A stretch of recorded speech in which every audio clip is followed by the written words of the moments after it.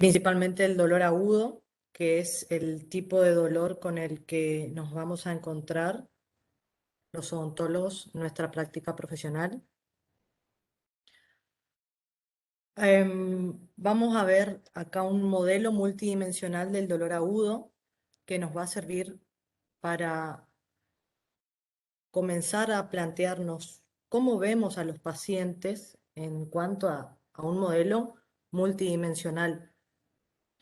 Frente a un estímulo nociceptivo, se activan las vías del dolor. Y esto termina generando un impacto funcional y un impacto afectivo. Este impacto funcional y este impacto afectivo, dentro de este rompecabezas, es importante empezar a poner la mayor cantidad de piezas que podamos. Porque en función de la mayor cantidad de piezas, vamos a poder armar la figura que hace que el impacto funcional y el impacto afectivo sea uno o sea otro.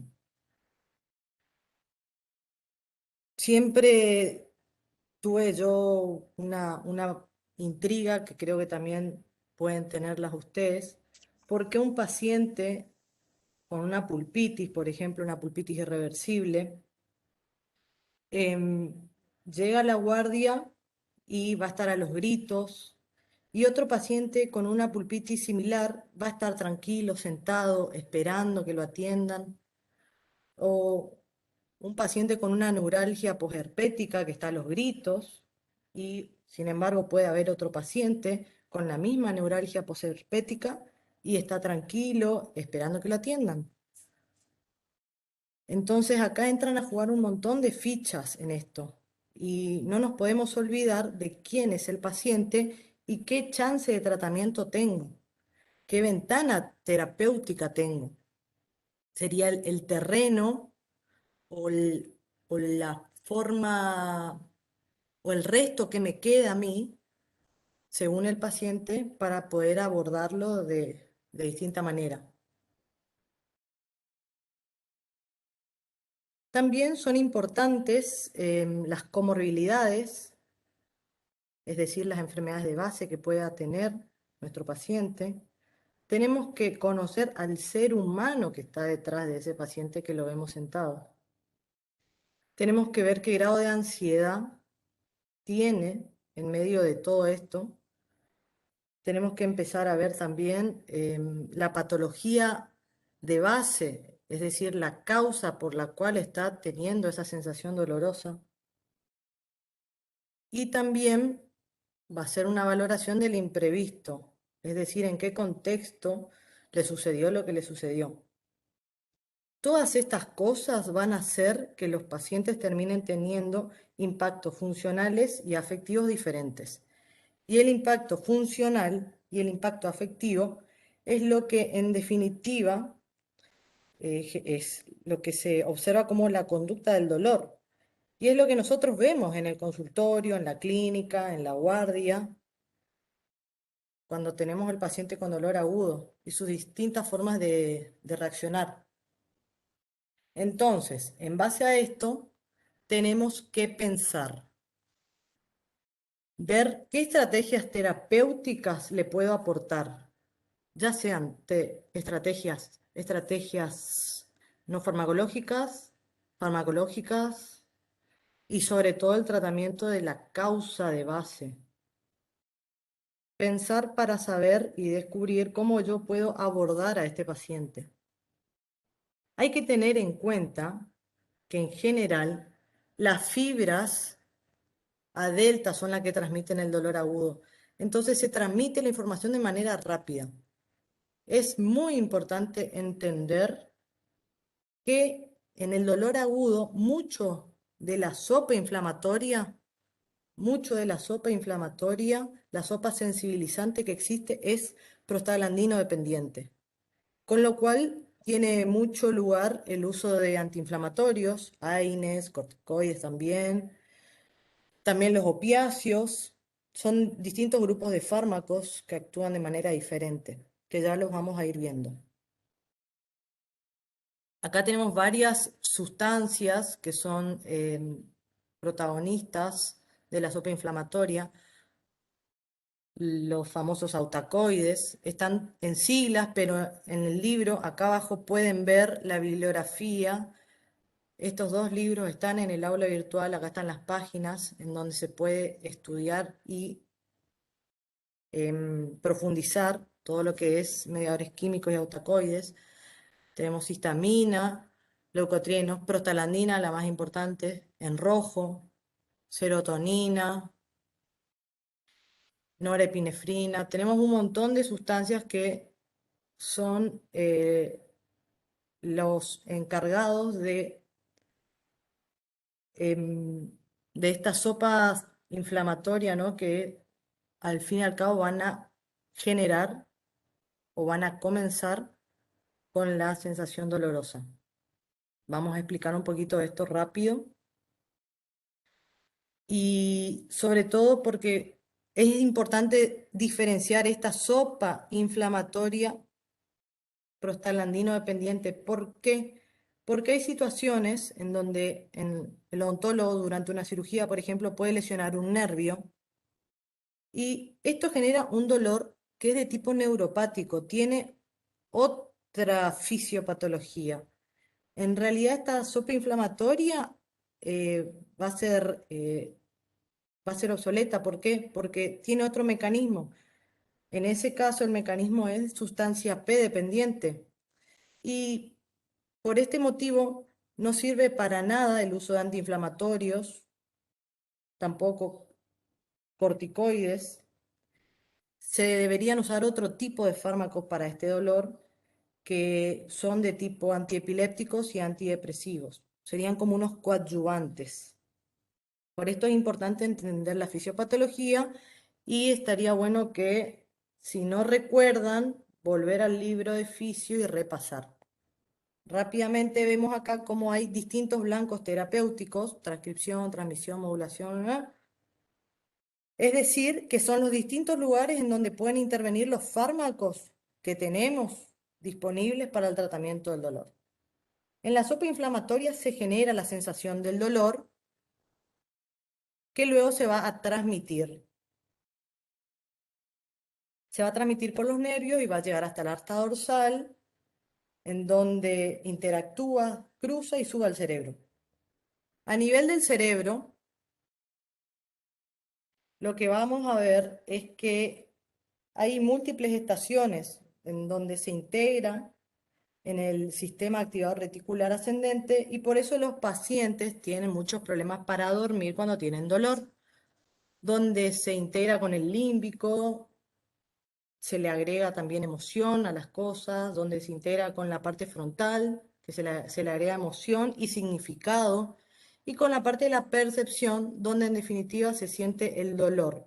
Y con toda esta integración tenemos lo que llamamos la modulación descendente. Básicamente es lo que nos permite agarrar y poner un freno a la entrada del dolor en determinados momentos. Por ejemplo, si yo estoy cocinando y me quemo, lo más probable que haga es que grite, me queje, me ponga hielo, etcétera. Y me sirvió para dejar de cocinar. Ahora, si yo estoy en el medio de África y me corre un león, me pinché mientras estaba corriendo, huyendo, no voy a dejar de correr para protestar y quejarme, porque eso pasa a ser secundario. De que yo pueda seguir corriendo depende de mi vida. Entonces, con lo cual el sistema de modulación descendente hace que se bloqueen y se frenen el ingreso de los impulsos dolorosos hasta que una de dos, o estoy a salvo o el león me comió. La modulación es fundamental a la hora de la percepción del dolor. Sobre estos lugares es donde yo voy a trabajar, en función de los esquemas terapéuticos que voy a hacer.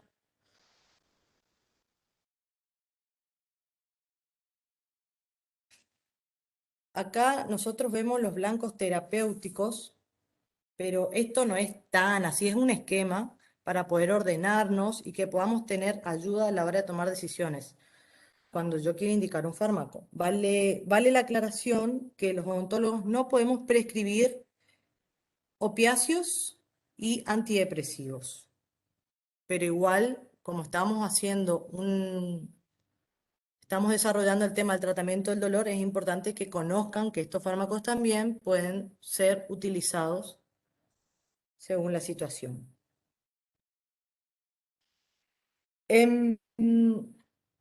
Sobre la transcripción, por un lado, que sería la generación, donde yo quiero bloquear la generación, claro, de las prostaglandinas, y esto a mí me va a servir también para controlar que el impulso nociceptivo no tenga origen. Y también puedo actuar sobre la transmisión, de acá. Fíjense, están los anestésicos locales también, si recuerdan, actúan sobre la transcripción y transmisión del impulso. Otro blanco terapéutico también es la modulación, como estábamos conversando. Tengo algunos fármacos que me ayudan a modular mejor el dolor, como por ejemplo los opiáceos. Y bueno, sobre la percepción y la emoción, que sería cómo integra la sensación de dolor en el cerebro y el componente emotivo que esto tiene. Acá lo que vamos a desarrollar ahora principalmente son los fármacos tipo AINES y los fármacos opiáceos, pero muy, muy por arriba de cosas generales y puntuales.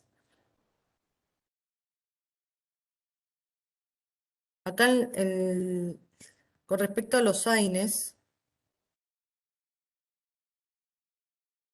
¿cómo logran sus acciones farmacológicas? Esto está muy en relación con el mecanismo de acción. ¿Cómo logran las acciones farmacológicas? Los AINES van a inhibir enzimas. Esa enzima que inhibe se llama ciclooxigenasa, abreviada COX. La ciclooxigenasa es la que se encarga de sintetizar o producir las prostaglandinas y otros eicosanoides que participan en la sopa inflamatoria, que vimos hoy en el origen de la generación del origen del dolor. Entonces, si el AINE inhibe esta enzima, no se sintetizan estos mediadores de la sopa inflamatoria y de esta manera van a regular los procesos fisiopatológicos de la inflamación, el dolor y la fiebre. Pero ¿qué sucede? Sucede que estas sustancias también, aparte de regular estos procesos inflamatorios, regulan otras o están implicadas en otros procesos fisiológicos que suceden con normalidad y sin los cuales nosotros podríamos tener varios desequilibrios. Por ejemplo, las prostaglandinas se encargan de mantener la diuresis a nivel renal, es decir, el flujo sanguíneo renal y la diuresis. También a nivel gástrico generan una protección porque secretan un moco que protege a la mucosa gástrica del ácido. Es importante. Acá abajo yo voy dejando todas las páginas de los libros donde pueden ir a profundizar, porque sí o sí tienen que ir a profundizar a los libros. Otra función fisiológica de las COX tipo 1, que se encuentran en los bronquios, por ejemplo, se encargan de aumentar el tono de los bronquios, producen el transporte y la implantación del óvulo fecundado y también se encargan de mantener permeable el conducto arterioso fetal, razón por la cual todas estas funciones fisiológicas, que yo nombré algunas, tienen muchas más, al estar inhibidas con la administración de un AINE, están en estrecha relación con la aparición de las reacciones adversas. Una vez que se produce este mecanismo de acción, se van a generar acciones farmacológicas en consecuencia. ¿Y cuáles son estas acciones farmacológicas? Las acciones principales que tienen los AINES son em, una acción antiinflamatoria, una acción antipirética, una acción analgésica y también antiagregante plaquetario.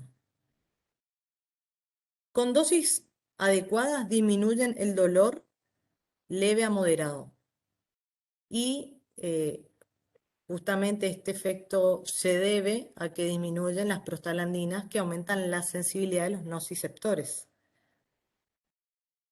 También las prostaglandinas son las que elevan en el centro hipotalámico em, el, la- o sea, son las prostaglandinas del centro hipotalámico las encargadas de regular la temperatura. Cuando estas prostaglandinas aumentan, razón por, por rebote también aumenta la temperatura, por eso hay hipertermia, siempre y cuando respondan a estímulos pirógenos. La temperatura que aumenta por un factor ambiental o una causa externa como ser un golpe de calor, insolarse, ejercicio extremo, en esa situación los AINES no van a ser útiles para regular la temperatura. Hay que recurrir a otras estrategias no farmacológicas. Y bueno, y el efecto antiinflamatorio también está relacionado con las prostaglandinas, que al disminuir, al inhibirse estas sustancias, también se inhiben la liberación de otras enzimas.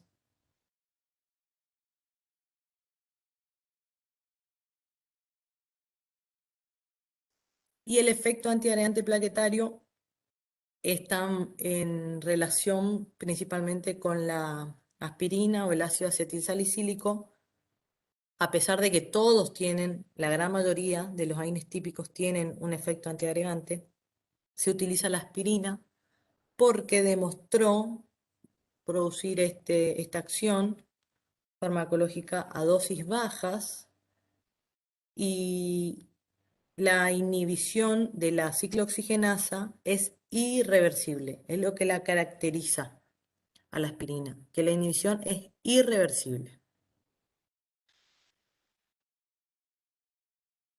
Con una dosis baja una vez por día ya es suficiente.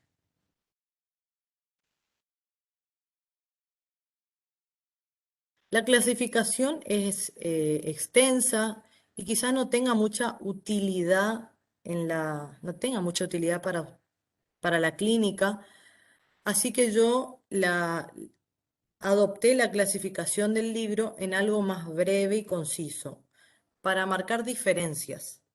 Vamos a tener los AINES típicos, que son los que tienen todas las acciones farmacológicas: analgésico, antipirético, antiinflamatorio y antiagregante.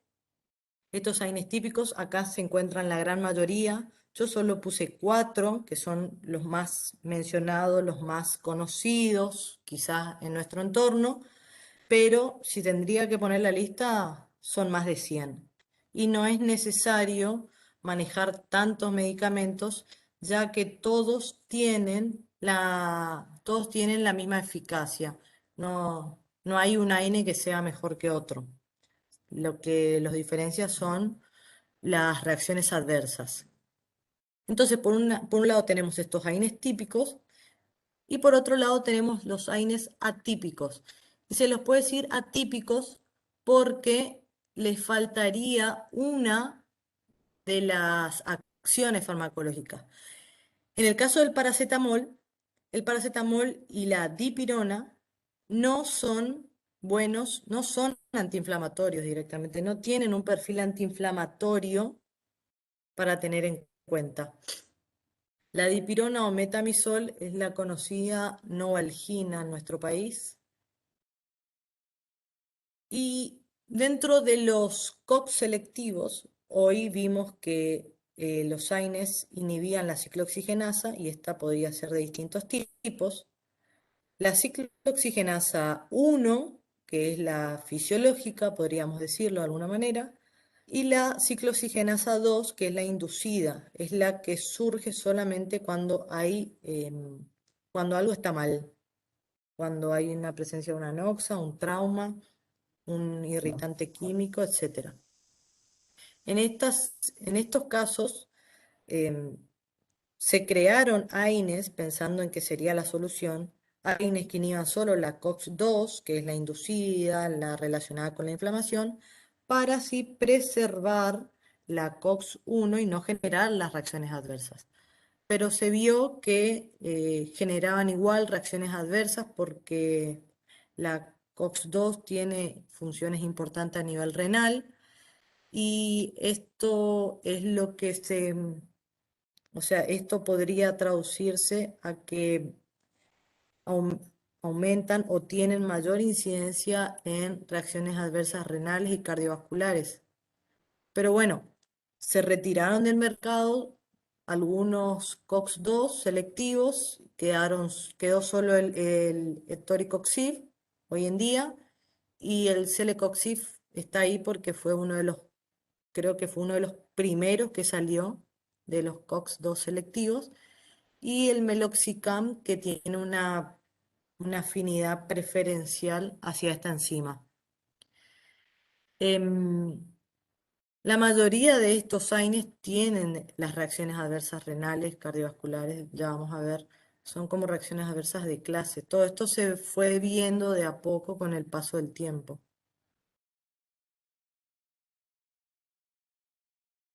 Y bueno, como todos inhiben la misma enzima, parece medio redundante utilizar dos o más AINES de manera simultánea, porque donde va a trabajar uno, donde va a inhibir uno, la enzima inhibida no puede inhibir otro. Pero ¿qué sucede? El paracetamol tiene un mecanismo de acción distinto al resto de los AINES típicos, que no se conoce con exactitud, pero se cree que podría estar relacionado con las prostaglandinas a nivel central. Por eso es que muchos asocian el paracetamol con un AINE típico como o queriendo vender la idea de que se utiliza el paracetamol como analgésico y el otro AINE como complemento antiinflamatorio, que no tiene sentido realmente porque el otro AINE, que se utiliza como complemento antiinflamatorio, también tiene un perfil analgésico. Entonces el que está sobrando ahí es el paracetamol. Pero bueno, todos estos manejos se realizan para encarecer los productos y vender, básicamente. Hay que tener cuidado con las reacciones adversas porque la eficacia no aumenta.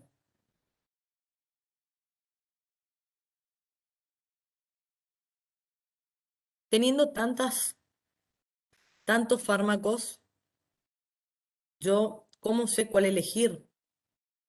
¿De qué va a depender mi elección?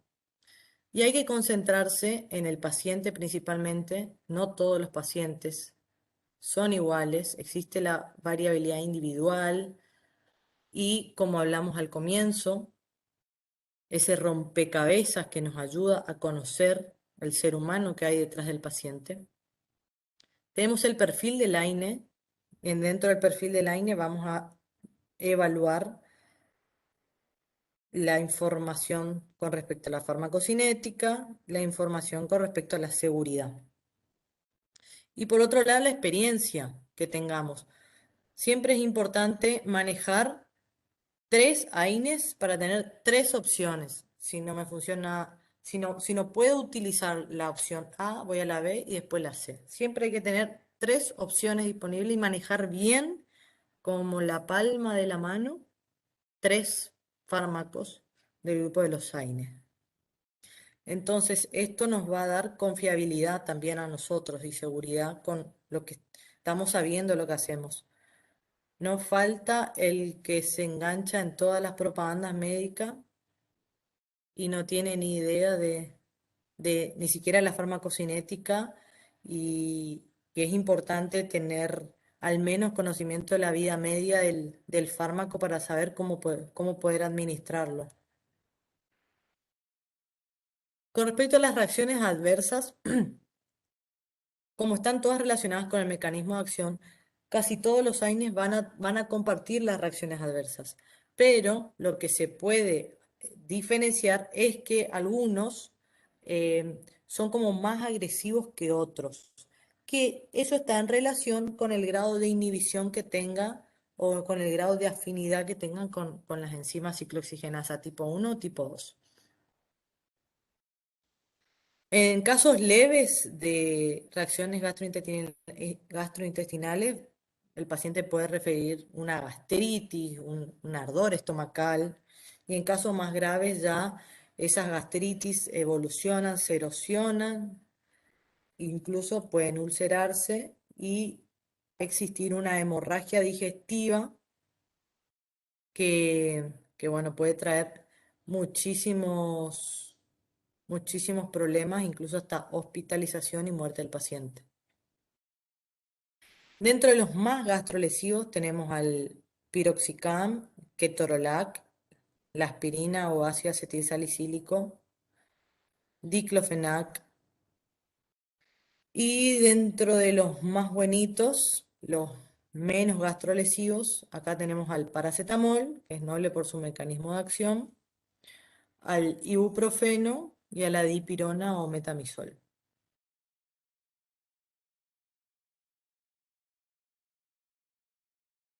Otra reacción adversa de importancia son las alteraciones renales,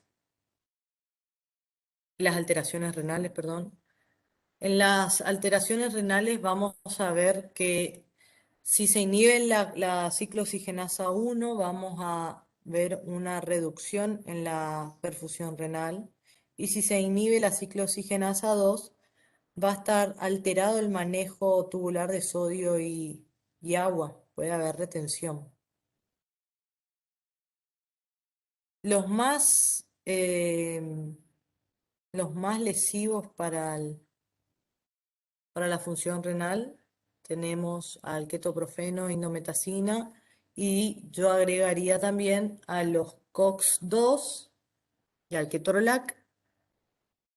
Y dentro de los fármacos más, o sea, menos lesivos, podemos optar por el ibuprofeno, paracetamol también.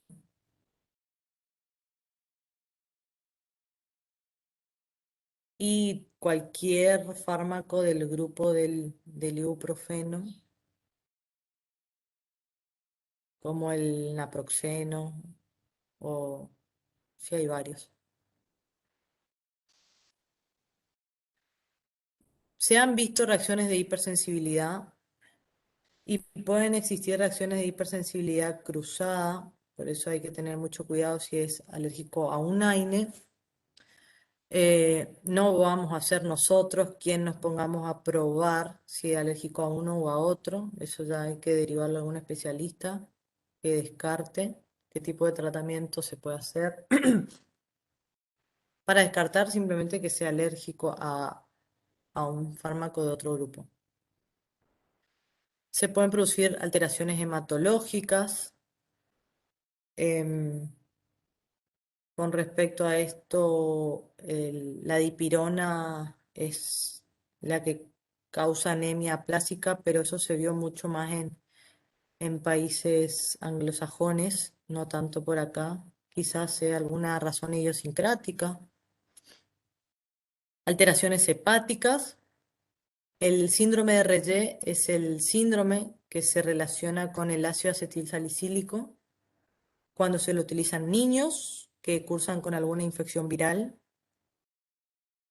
El paracetamol también a dosis altas, cuando se exceden las dosis recomendadas por día, puede producir una insuficiencia hepática aguda. Otras reacciones adversas que se pueden observar con los AINES es la relacionada con el cierre prematuro del ductus arterioso, como vimos hoy en las funciones fisiológicas. que, que lo mantenían permeable. Bueno, al estar inhibido eso se va a cerrar. Pueden producir en algunas embarazadas también trastornos, alteraciones, hay que tener cuidado de cuál se utiliza.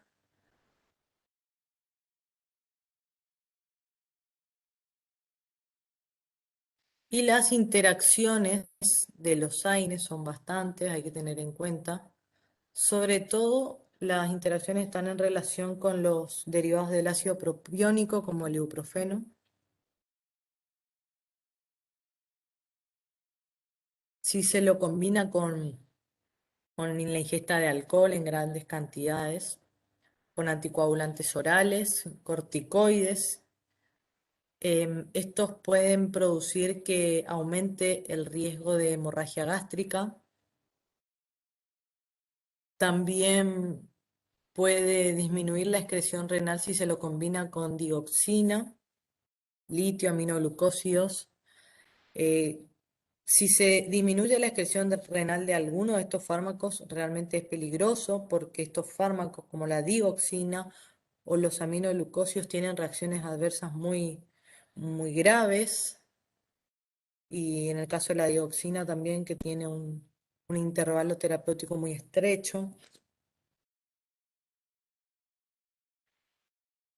En el caso de los antihipertensivos, tiene interacción con casi todos los tipos de antihipertensivos que se utilizan. Beta bloqueantes, por ejemplo, el atenolol o un IECA, que ahí entraría el enalapril, que son fármacos que nuestros pacientes constantemente nos relatan en la historia clínica.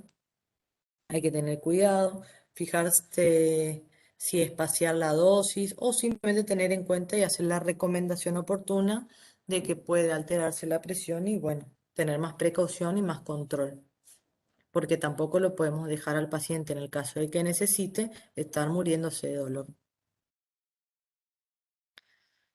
Para resumir, hay que tener en cuenta las interacciones, que pueden ser farmacocinéticas o farmacodinámicas, y sobre todo las farmacocinéticas, porque los AINES se van a unir a proteínas ampliamente, más o menos entre el 95 y el 99%. Y los anticoagulantes orales también se unen extensamente a proteínas.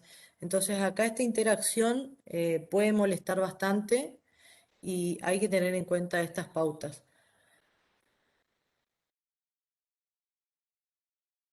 Después la vida media del fármaco también es importante porque esto nos va a determinar cómo utilizar el medicamento.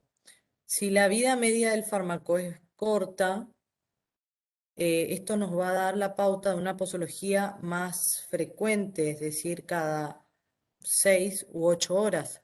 En cambio, si la vida media del fármaco ya es más extensa, dura más de 10 horas, se puede realizar una toma única por día o a lo sumo cada 12 horas. Y después, importantísimo el tipo de paciente.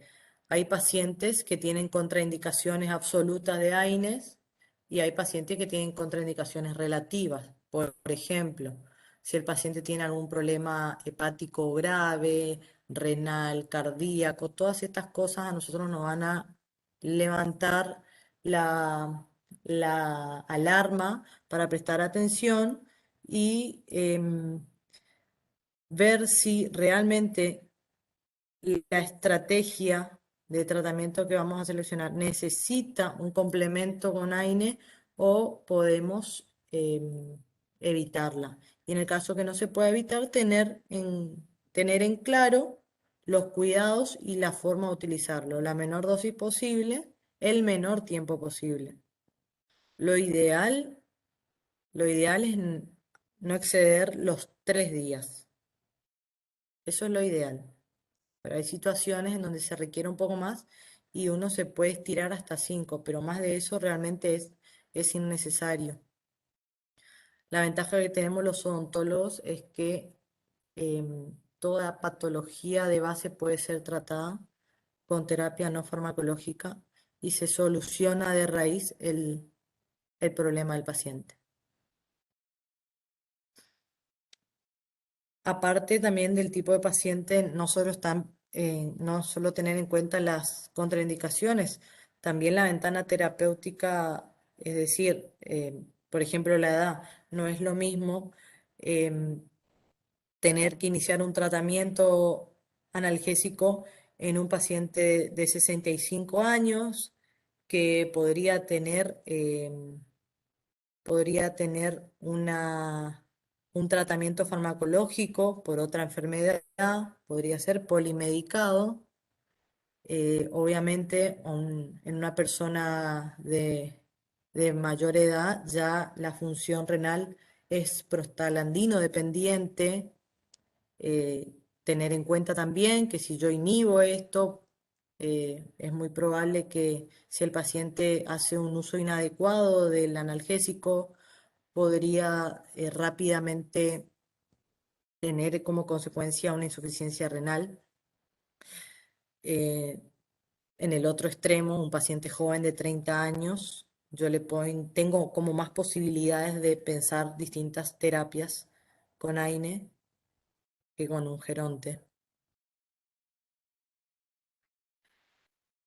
Esto, acá vamos a tener un esquema de cómo los AINES, según el daño que producen, lo vamos a ubicar en un extremo o en otro. Con respecto al daño gastrointestinal, como estuvimos viendo hoy, el naproxeno es un AINE gastrolesivo, es decir, puede producir bastante daño gastrointestinal usado de manera incorrecta, a una dosis alta o por un tiempo prolongado. Y un inhibidor de ciclooxigenasa 2, como celecoxib o etoricoxib, son menos gastrolesivos porque toda la función gastrointestinal está más relacionada con la COX-1. Con respecto al daño cardiovascular, acá vamos a tener que el naproxeno es el más potable para pacientes con antecedente cardiovascular, y por el contrario el diclofenac es como el más peligroso para prescribir. Y hoy en día hay muchos pacientes que tienen terapias con aspirina, terapia antiagregante o terapia anticoagulante. En estos casos podríamos tener interferencia con los AINES, razón por la cual eh, prescribir ibuprofeno generaría mayor cantidad de interacciones. El intermedio sería el diclofenac y un inhibidor de COX-2 es como el que menos interferencia tiene. Em, Obviamente, al hacer la selección del medicamento, nosotros nos basamos en todas estas, en todas, en toda esta información que podemos obtener del perfil del paciente y el perfil del fármaco. Pero también es importante tener en cuenta el factor costo. Un fármaco como el etoricoxib cuesta 10 veces más que un naproxeno o un diclofenac. Es un fármaco muy caro. Entonces habría que hacer una valoración de qué manera yo indico un tratamiento o elijo uno similar con respecto a lo que necesito. El factor costo también es determinante. Después, en la bibliografía, ustedes van a ir a profundizar cada fármaco en particular, los más utilizados, porque cada uno tiene alguna característica farmacocinética que lo diferencia.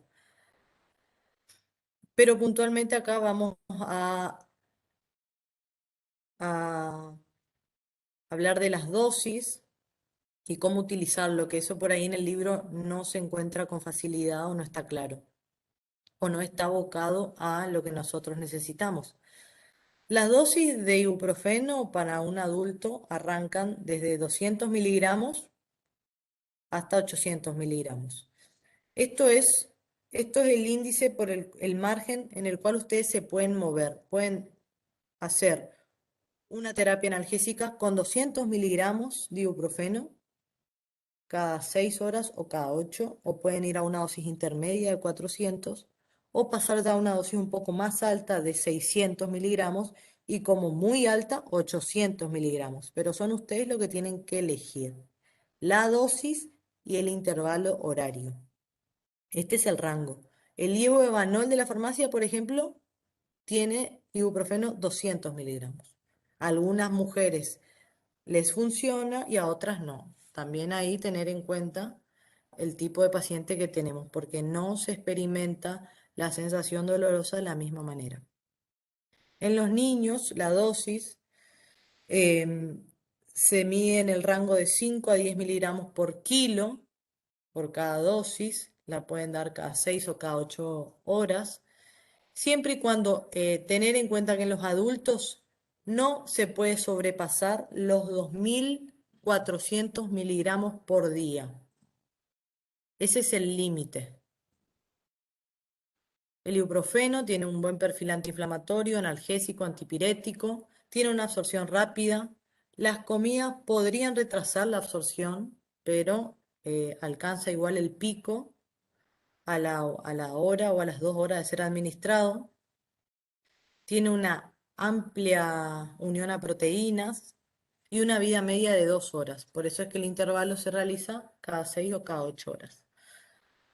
Se puede administrar por vía oral, por vía parenteral. Existen un montón de... Esto es importante para cuando hagan su receta, pongan la forma farmacéutica, que es lo que van a elegir, cápsula blanda, comprimido. La forma farmacéutica también influye dentro de la farmacocinética, va a influir en la forma de absorción, puede ser más rápida, más lenta y eso también en el resultado, en cuanto al tiempo que se demora para obtener el resultado esperado. El diclofenac, según la dosis, si tenemos una dosis de 50 miligramos, se puede administrar cada 8, de 75, que da una dosis alta, cada 12. Y si es una dosis muy alta, que sería cerca del límite de 100 miligramos, la toma es única, porque no se pueden exceder los 150 miligramos por día. También tiene un buen perfil antipirético, analgésico, antiinflamatorio, y como característica farmacocinética es que se acumula en el líquido sinovial y por eso se podría explicar que el efecto dura un poquito más. Se administra por vía oral, parenteral, también existen presentaciones tópicas. El piroxicam tiene vida media larga, es de acción prolongada, se hace una sola toma diaria, pero no es más seguro que el ibuprofeno en naproxeno. Naproxeno también tiene vida media larga, alrededor de 14 horas o más, y se puede utilizar una dosis de 500 miligramos cada 12 horas o una más baja de 250 cada 12 horas. No hay que exceder los 1.000 miligramos por día. Es un buen antiinflamatorio, analgésico, antipirético. Y la vía de administración es oral, se puede conseguir en comprimidos o comprimidos de liberación prolongada. También viene suspensión oral para los niños. El ketorolac, la dosis adulto, es de 10 miligramos cada 6 horas. Se recomienda no superar los 5 días de tratamiento. El ketorolac es el único AINE que está reglamentado por la ANMAT en la Argentina y la FDA en Estados Unidos con respecto a las indicaciones. Es el único que por escrito hay que indicarlo, si se decide indicar este fármaco, indicarlo por escrito, fecha de inicio y fecha de finalización, como si fuera un antibiótico. Bueno, empezás a tomar hoy, terminás de tomar dentro de 3 días porque tiene indicaciones muy precisas. y muchas reacciones adversas también. Se lo puede administrar por vía parenteral. Esto es importante ya para los que el día de mañana se van a desenvolver en ámbitos hospitalarios, tenerlo en cuenta y saber que no hay que utilizarlo más de 2 días. La dipirona es un buen analgésico, antipirético. Se lo puede administrar por vía oral de 300 a 600 miligramos por día. Y el paracetamol es un excelente analgésico y antipirético. Tiene bajas reacciones adversas, por eso es usado en, usado en todo el mundo, en todas las áreas. La dosis de los adultos se puede usar 500 a 650 miligramos cada 4 o 6 horas, o una dosis más alta de 1 gramo o 1000 miligramos, es una equivalencia, cada 12 horas y en algunos casos se puede bajar hasta 8 horas. No hay que exceder, no hay que sobrepasar los 4 gramos por día, porque ahí empiezan los problemas. Este es el único AINE que podría decirse que tiene un antídoto. Ahí está la página del libro donde pueden profundizar más sobre paracetamol. Se administra por vía oral y ahora también existe una forma parenteral para administrarlo, también en el ambiente hospitalario, que se llama proparacetamol. Como el mecanismo de acción no es típico, este no tiene ningún efecto sobre plaquetas ni sobre el tiempo de sangrado. Y es por eso que al tener menor incidencia de reacciones adversas es más seguro. La vida media es de 2 a 4 horas y siempre y cuando se utilicen a dosis adecuadas no habría ningún riesgo hepático. Ahora vamos a ver algo de los opiáceos. Nosotros dentro de nuestro organismo tenemos receptores que se encargan de producir sustancias. Estas sustancias van a modular la sensación dolorosa. ¿Qué pasa? Los fármacos de tipo opiáceos son agonistas, es decir, se van a unir a estos mismos receptores que ya existen en el cuerpo y van a imitar la función de esas sustancias endógenas o esos péptidos endógenos para así producir una acción farmacológica similar. Se utilizan más para el dolor intenso, tipo visceral, y van a actuar en distintos receptores. Los más conocidos son los receptores mu, delta y kappa. Son los receptores clásicos. Acá tenemos un ejemplo, en este caso, un agonista del receptor mu. Vamos a tener que el péptido endógeno es la endorfina, la sustancia endorfina se une al receptor mu y al unirse se genera el match, la afinidad, se desarrolla la interacción fármaco-receptor, se desencadena la acción farmacológica y así se van a desencadenar distintas funciones, como por ejemplo analgesia supramedular, depresión respiratoria, disminución de la motilidad gastrointestinal. Y un fármaco agonista que imita la función normal de la endorfina es, por ejemplo, la morfina. Viene, se une, tiene un acople similar al receptor, se une, tiene la capacidad de unirse porque tiene afinidad, se produce el match y surge la magia, se crea la eficacia, afinidad de eficacia, por eso es un agonista. En el caso de que nosotros necesitemos un antídoto o desintoxicar a un paciente o deshabituar a un paciente que se entusiasmó con el uso de opiáceos, existe un fármaco llamado naloxona que funcionaría como antagonista, es decir, va a tener la afinidad por este receptor, lo va a mantener ocupado para que la morfina ya no se pueda unir. También existe otro que se llama naltrexona, que tiene una función similar. Existen otros péptidos endógenos que es exactamente lo mismo, en este caso encefalina, el antídoto es el mismo y otra sustancia más, otro péptido que sería ya un receptor kappa, es otro receptor, se llaman dinorfinas. En síntesis, todos estos fármacos al unirse van a producir analgesia, sedación, miosis, disminución de la motilidad. Entonces, si hay una disminución de la motilidad, ¿qué va a pasar? Lo que va a suceder es que el sistema digestivo está lento. Y si estás lento, vamos a tener como consecuencia la reacción adversa de constipación o estreñimiento. Puede generar vómitos, náuseas. Por eso es que cuando se trata a un paciente con opiáceos, ya sea morfina, tramadol, siempre tiene que ir acompañado de un antiemético porque tienen muchas náuseas y vómitos y lo más probable es que el paciente esté vomitando como reacción adversa al tratamiento.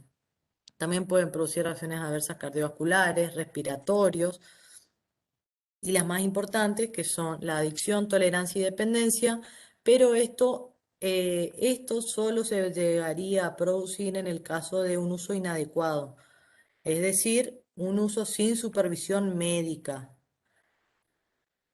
Adicción, tolerancia y dependencia. Todo fármaco bien utilizado no genera ningún inconveniente.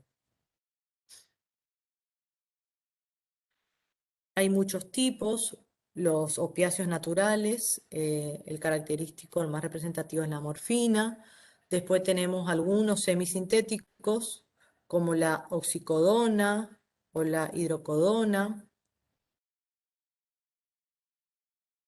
Y agonistas sintéticos como el fentanilo, remifentanilo.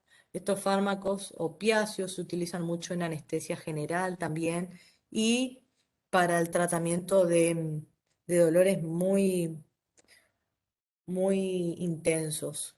Por ejemplo, personas quemados, que tienen un dolor muy intenso, los mantienen con una terapia analgésica a base de fentanilo. Después está el tramadol, que se administra por vía oral. Se lo puede conseguir en gotas o en comprimidos y la dosis utilizada es de 50 miligramos cada 8 horas. Estos opiáceos se pueden utilizar para el tratamiento del dolor como analgésicos y también tienen otros usos que están relacionados con las acciones farmacológicas. Por ejemplo, se lo puede utilizar para la tos, se lo puede utilizar para la disnea cuando el paciente está teniendo problemas para respirar y se lo puede utilizar para diarrea. La pastillita loperamida, que es un opiáceo, se utiliza mucho para diarrea.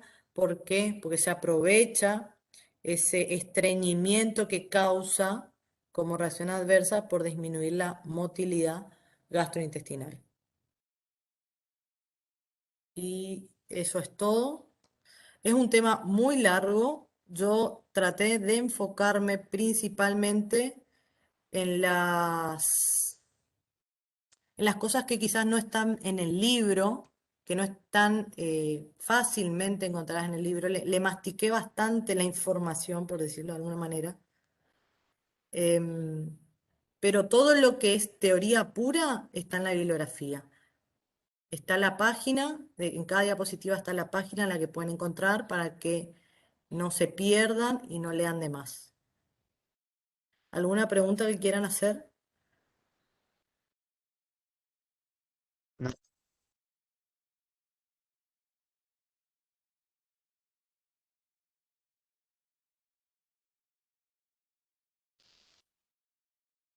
Ahora dicen, estuvo apagado el micrófono, no escuchamos nada.